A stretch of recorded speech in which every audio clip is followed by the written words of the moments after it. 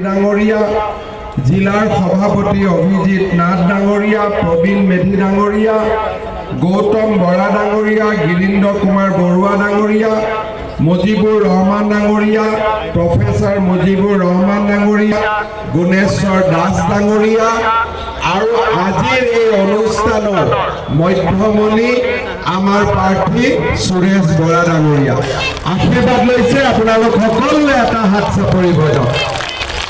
শ্ৰদ্ধা ৰাইজ, আপোনালোকে যে লোকসভাৰ অনুষ্ঠিত হ'ব, নগাঁও লোকসভাত আমাৰ দলৰ প্ৰাৰ্থী হিচাপে এইবাৰ আমি সুৰেশ বৰা ডাঙৰীয়াক মনোনীত কৰিছোঁ। প্ৰধানমন্ত্ৰী পাতিব লাগে কাৰণে পদুমত ভোট মাৰি দিলে আৰু মোদী ডাঙৰীয়া প্ৰধানমন্ত্ৰী হৈ গ'ল। বৰ্তমান মোদী সুৰেশ বৰা, বুজি পালে কথাখিনি। গতিকে আজিৰ পৰা সুৰেশ বৰাক জিকাবৰ কাৰণে আমি সকলোৱে চেষ্টা কৰিব লাগিব। কংগ্ৰেছ দল এতিয়া পুৰণা নোটৰ দল। পুৰণা নোট দিলে বজাৰত সোমাই মাল বস্তু দিব নেকি? আজিৰ দিনত দিব নেকি? তেনেকে কাৰণে কংগ্ৰেছ দলৰ কথা চিন্তা কৰি লাভ নাই, UDFৰ কথা চিন্তা কৰি লাভ নাই। আমাৰ মাত্ৰ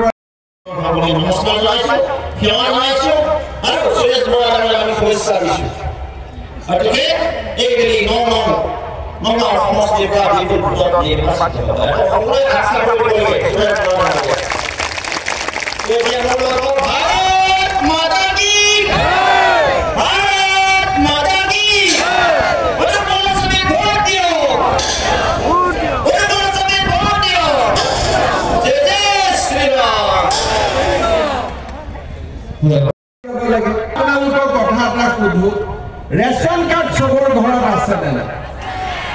চাওকচোন, হাত দাঙকচোন, কাৰ কাৰ ঘৰত আছে?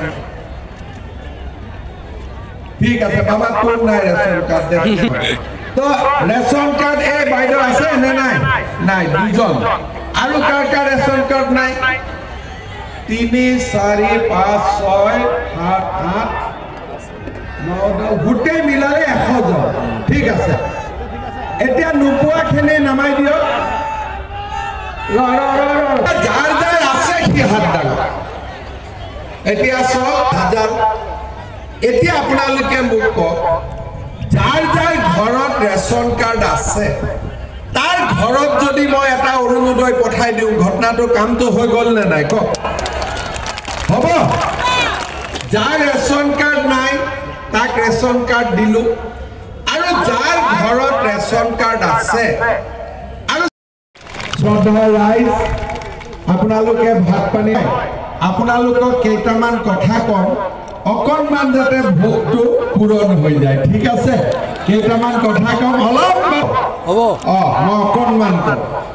আপোনালোকে জানে যে যোৱাবাৰ যেতিয়া আমাৰ বিধানসভাৰ ইলেকশ্যন হৈছিলে, আমি অৰুণোদয় আঁচনি আৰম্ভ কৰিছিলোঁ। কি খবৰ? একদম নৰেন্দ্ৰ মোদী বঢ়িয়া। যেতিয়া আমি অৰুণোদয় আৰম্ভ কৰিলোঁ, তেতিয়া কংগ্ৰেছে ক'লে যে এইবোৰ ফাঁকি, ইলেকশ্যনৰ পিছত বন্ধ হৈ যাব। বন্ধ হ'ল। 800 টকাৰ অৰুণোদয় গৈ 1250 টকা হ'ল। এতিয়া মই য'তে যাওঁ অৰুণোদয় লাগে, কয় না মানুহে? লাগে নে নাই আপোনালোকৰ অৰুণোদয়?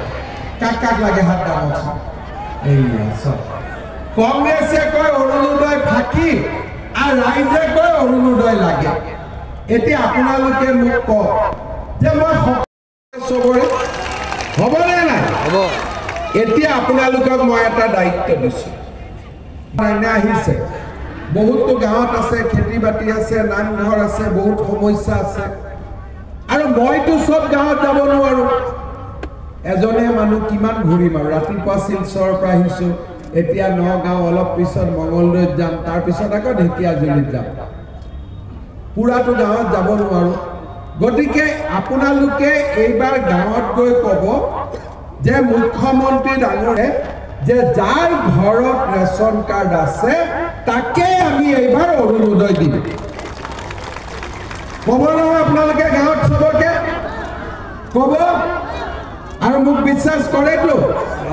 আৰু মই কোনো মানে পালো আৰু হয়নে নহয় গতিকে আপোনালোকৰ কাম হৈ গ'ল এতিয়া অন্তত ভোটটো অলপ কমি যাব হয়নে এতিয়া আগত মানুহক সুধিছিলো ৰেচন কাৰ্ড আছেনে আধাই হাত দাঙে আধাই নাদাঙে আমি যোৱা 2 বছৰত সকলোকে ৰেচন কাৰ্ড দিলো এইবাৰ মোৰ ইচ্ছা আছে 26 চনৰ ইলেকশ্যনৰ আগত মই হাত উঠাম অৰুণোদয় কাৰ আছে সকলোৱে যাতে এনেকে হাত উঠাব পাৰে তাৰ কাৰণে সকলোৰে ঘৰতে আমি অৰুণোদয় দিয়াৰ ব্যৱস্থা কৰিম লাখপতি বাইদেউ ৰাইজৰ মৰমে আমাৰ ৰাইজৰ মৰম আৰু চেনেহে ৰণনীতিলৈ লৈ আহে নগাঁওবাসীৰ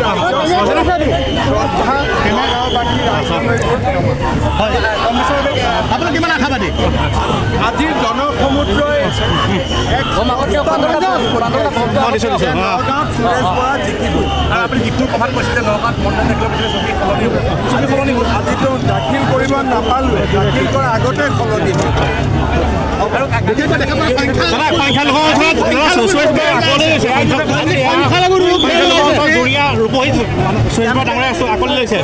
কেম্পেইনটো আমি চবতে যাম আৰু বিজেপিক সবকা সাথ সবকা বিকাশ সকলোৱে এবাৰ আদৰিলে আপুনিও ভুগিছে নেকি গেছৰ সমস্যাত গেছ আৰু লিভাৰ ৰিলেটেড সকলো সমস্যাৰ একমাত্ৰ সমাধান গেষ্ট্ৰচিটি বডজম এচিডিটি ফেটি লিভাৰ পাইলছকে আদি কৰি ভিন্ন গেছৰ সমস্যাৰ সমাধানৰ বাবে কেৱল আপোনাৰ কাষত গেষ্ট্ৰচিটি